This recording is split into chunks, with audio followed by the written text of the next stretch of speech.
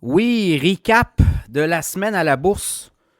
On est dimanche 8 février 2026. Présentation notamment Frédéric Turcotte, conseiller financier. Si vous n'avez pas de conseiller financier, vous en voulez un, demandez à Frédéric qu'il analyse votre portefeuille boursier gratuitement. Et si vous aimez ce qu'il va vous dire, ben vous le prenez comme conseiller financier. FrédéricTurcotte.com, également ProStar SEO. Tout le référencement, non seulement web, mais maintenant les moteurs de recherche intelligents. Claude, Anthropic, ChatGPT, il faut être là. Vous devez être là avec votre entreprise, vos services. ProStar SEO va faire en sorte que vous allez être là et vous allez avoir des référencements par ces moteurs de recherche intelligents. Donc, ProStarSEO.com, également InfoBref, l'infolette en moins de 5 minutes. Abonnez-vous, le lien est dans la description du podcast de tous les jours. Là, vous avez un lien pour infobref.com, vous abonner. C'est gratuit, vous allez recevoir une infolette chaque matin dans votre boîte de courriel. Et en moins de 5 minutes, vous allez être informé de ce qui se passe sur la planète. Voilà, quand même une grosse semaine à la bourse. Ça a été très volatile. Et quand on regarde, c'est un peu ce qu'on disait la semaine dernière. Là. On disait que le retour de la volatilité extrême, on l'a eu. Là. On a eu des plonges, on a eu 3 journées de plonge, puis on a eu vendredi un beau retour.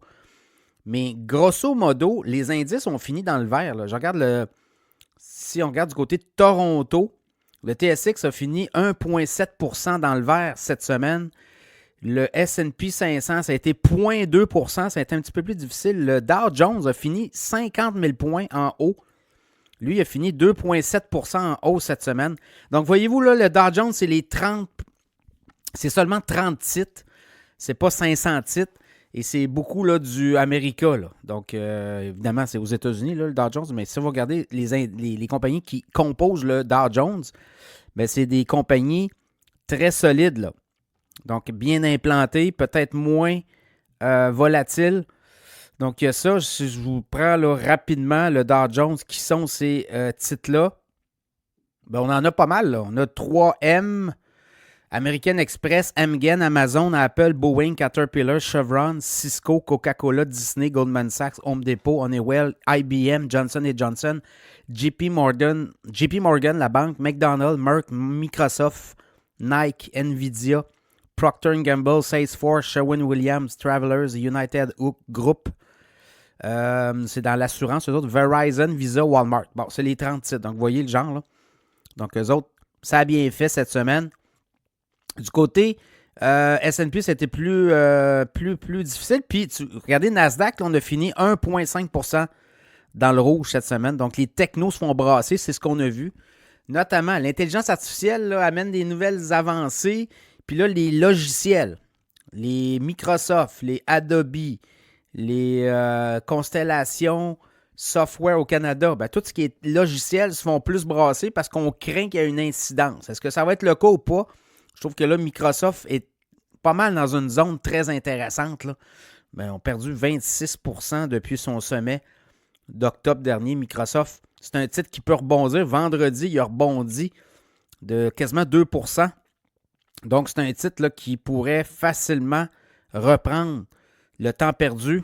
Et là, il rentre dans la zone payante, évidemment, parce que les gens vont aller là. Il a été survendu et là, il pourrait commencer à être racheté. C'est ce qu'on surveille surtout à bourse. Là, on surveille les titres surachetés, survendus. En haut, ben, on va vendre quand c'est suracheté, puis quand c'est survendu, c'est en bas. Ben, on essaye de peut-être voir déceler des aubaines. Voilà. Le Bitcoin a été très, très bouleversé cette semaine. On a atteint un fond, en fait, là, si vous regardez, sur le sommet de 126 000 d'octobre dernier. Bon, on est allé chercher quasiment 60 000, 61 000 la semaine dernière, vendredi. Ben, plus la semaine dernière, oui, effectivement. Jeudi, vendredi. Puis là, vendredi, ça rebondit. Là, au moment où je vous parle, on est à 70 000, 71 000 puis le Bitcoin. Là, évidemment, le Clarity Act va rentrer éventuellement aux États-Unis, là, va être adopté. Et ça tokenise. Donc là, toute l'économie, tous les marchés boursiers, les marchés financiers vont devoir avoir besoin d'accès à des crypto-monnaies pour tokeniser leurs actifs. Ça fait en sorte qu'il va y avoir beaucoup plus de volume sur le Bitcoin, l'Ethereum, mais ça va encadrer aussi. On dit qu'il y a beaucoup d'investisseurs qui attendent que le Clarity Act soit adopté par la Chambre des représentants, par le Sénat et également par le président américain. Ça devrait se faire au cours des prochaines semaines. On parle peut-être du début avril. Donc, mec, ça va donner un coup éventuellement. Et là, il y a du monde qui s'amuse d'ici là pour le Bitcoin. Donc, voilà, le Bitcoin qui s'est fait ramasser. L'Ethereum, même affaire. Bitcoin autour des 71 000, Ethereum 2089. Le pétrole est parti, on a parti la semaine à quoi? 63, 62. On est monté à 65, puis on est monté à 63 et 55. C'est toute la question avec l'Iran. Le chaud, le froid, les Américains. Donc, évidemment, Trump en met, le pétrole monte. Il y a de la géopolitique, il y a une prime là-dessus. Puis si on redescend, si on baisse la tension, là, le pétrole redescend. Donc, évidemment, si la tension monte, le pétrole va se mettre à partir là. Donc, c'est très, très volatile tout ça. Et pour le reste, on continue à avoir beaucoup de résultats financiers. C'est 75 à 80% des entreprises qui battent les attentes. Donc, sur les titres boursiers, là, cette semaine, on va en avoir en masse. Les gros joueurs, on va en avoir Coca-Cola mardi. On va avoir Ford mardi, Robinhood mardi, Shopify mercredi, McDonald's. On va avoir beaucoup, beaucoup, beaucoup de titres comme ça. Ferrari, AstraZeneca, Datadog, Spotify. Ça va être encore une grosse semaine. Coinbase jeudi. Donc, on va avoir une grosse semaine de résultats financiers, mais à date, ça va bien. L'économie américaine tient le coup.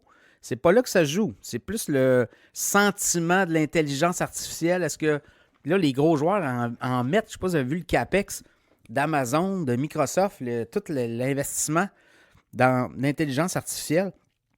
Ça amène de l'argent aussi. Là, ce qu'on craint, c'est qu'il n'y ait pas de retour sur l'investissement. Donc, c'est pour ça là, qu'on craint. Mais dans le cas de Microsoft, je comprends qu'il y a des revenus de logiciels, mais on investit dans l'intelligence artificielle. Donc, on va profiter de ça éventuellement aussi.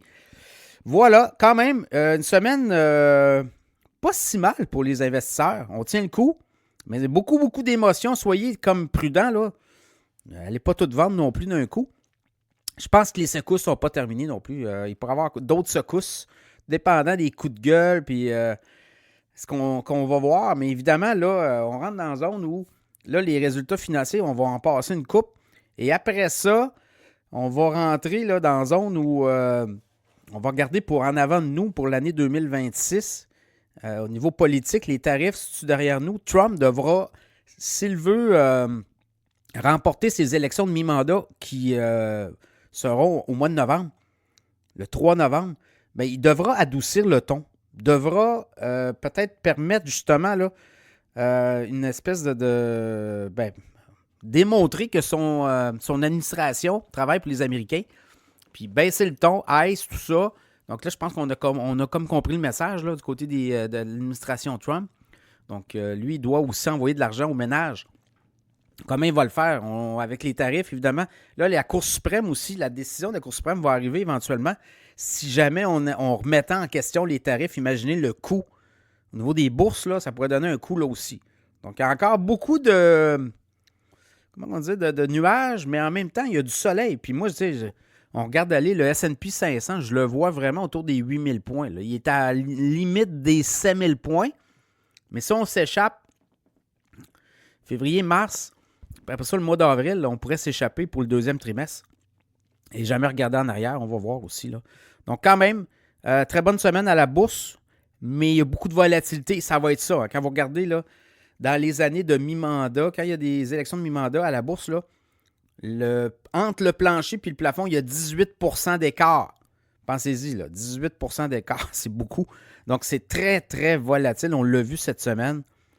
On a eu un S&P 500 qui était lundi quasiment à 7000 points. Il est tombé à 6786. Puis là, il est remonté à 6932. Donc, c'est un peu ça l'image qu'on peut donner. Là. Ça va être très, très volatile encore pour les prochaines semaines. Puis même pour l'anneau complet, ça devrait être ça. Donc, voilà. Quand même, très bonne semaine. Puis, au niveau canadien, si l'or qui a beaucoup monté, qui s'est promené beaucoup, là, l'or était, quand on a commencé la semaine à quoi? 4800. On est allé chercher les 5000. On est redescendu à 4650.